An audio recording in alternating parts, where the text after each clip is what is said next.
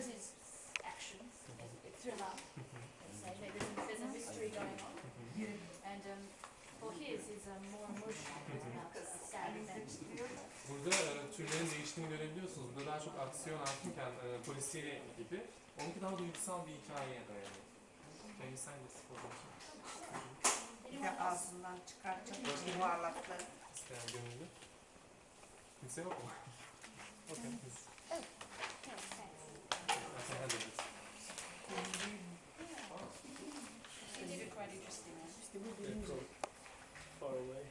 Do you want to show everyone what you did? Herkese gösterirsen ne yaptığını.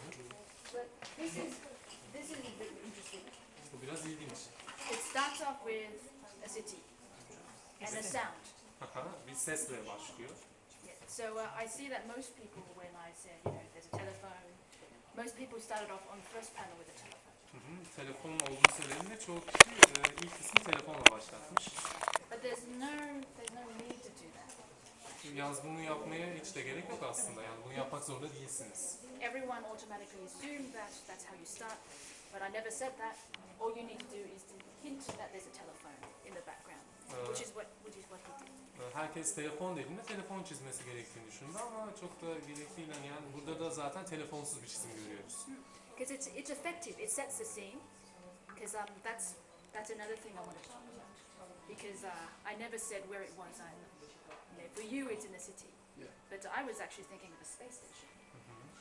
Nerede geçtiğini söylememiştim ama seninki bir şehirde geçiyor aslında. Bu da ilginç bir şey. Yeah. And there's cinematic technique used there. Like what they do in movies is that they start off sometimes far away from the action, then zoom into what's going on. Biraz film tekniği kullanmış aslında. Hareketin geçtiği kısımdan biraz uzak bir yerde zoom diye bir sesle başlıyor.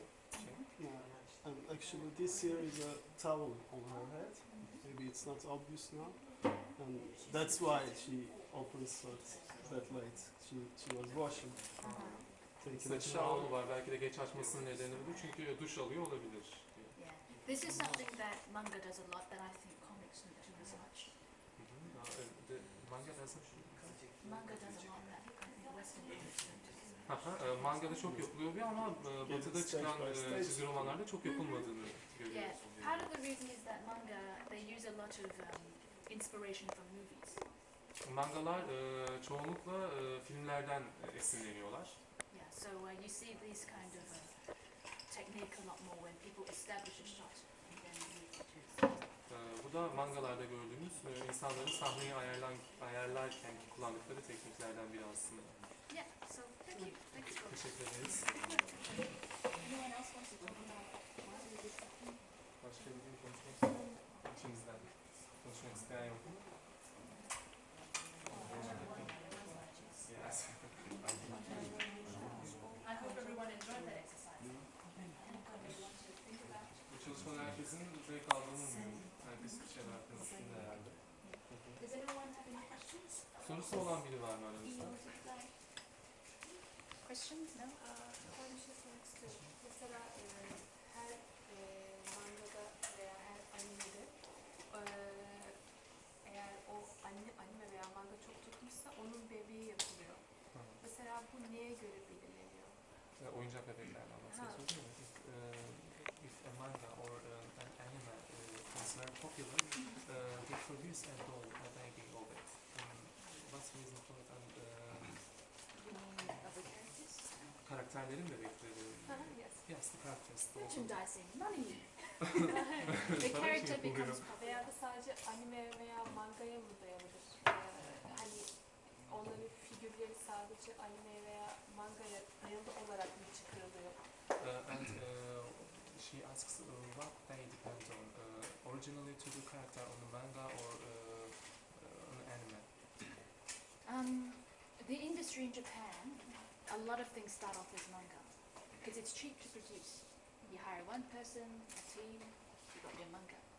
Anime, a lot of anime isn't original. They're based off manga adaptations. Japonya'daki endüstride diyor bu manga endüstrisinde çok kolay bir şekilde bir kişiyle kendi manganızı yaratabilirsiniz ama animeler orijinal olmuyor. Çoğunluğu mangalardan alınarak yapılan animeler olduğunu lot of things like figurines are based off the original manga. Because only if the manga gets popular does it get an anime. Animeler eğer manga popüler olursa yapıldığını söylüyor animelerin.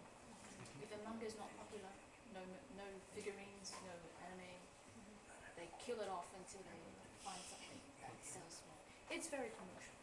Çok aslında ticari bir amacı var. Eğer popüler değilse manga hiçbir şekilde animesi ya da karakterleri yapılmıyor, üretilmiyor. Sonuca cevap olabildiniz mi? Çocuğun düşüncesinin düş gücünün geliştirilmesi açısından çizgi filmle çizgi kitabın kıyaslanması nasıl yapılır? Can you compare the comic shows and the films and the comic books according to the developing the imagination of the children? Can you compare them? Comic shows and the television. Comic shows? Uh-huh. You mean cartoons? Cartoons, yes, like cartoons and the comic books. You Can mean, you compare them according to the children's imagination, developing of imagination? you mean comic books and cartoons? Çizgi romanlarla çizgi filmleri diyorsunuz değil mi? Which Yes. one's better for children? Yes.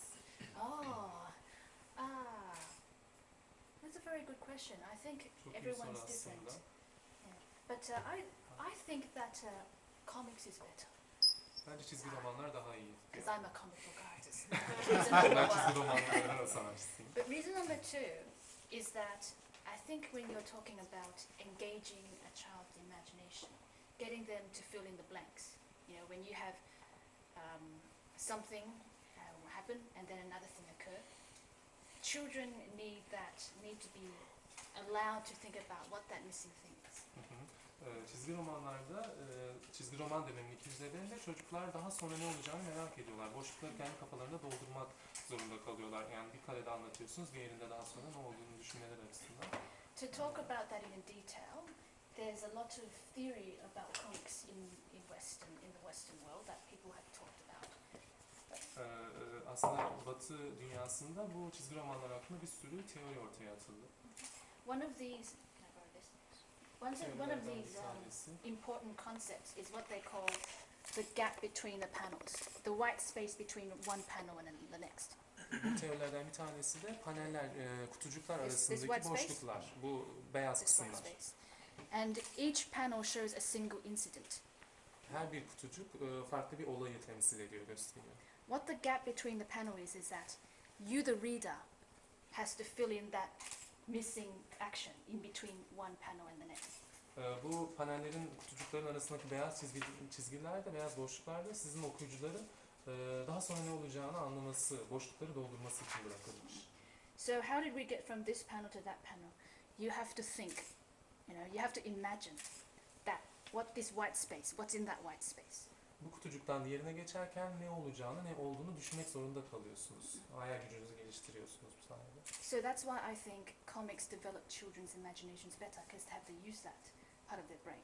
Whereas in reading, just watching cartoons, you don't have to. Bu da benim çizgi roman tercih etmemdeki neden. Çünkü çocuklar okurken bu boşluklar sayesinde hayal güçlerini geliştiriyorlar ama çizgi filmlerde böyle bir şey olmuyor tabii ki. Yeah, but Sürekli olduğu için. Sürekli. Sürekli göründüğü için. Because there are no gaps in the cartoons. yeah, cartoons no gaps. Evet, People sürekli just sit. boşluklar yok It's arada. television. Yes, but yeah, it's people might disagree with me. Just that's what I think. İnsanlar benden aynı fikirde olmayabilir ama benim düşündüğüm şey bu aslında. Any more questions? Sorusu olan başka biri.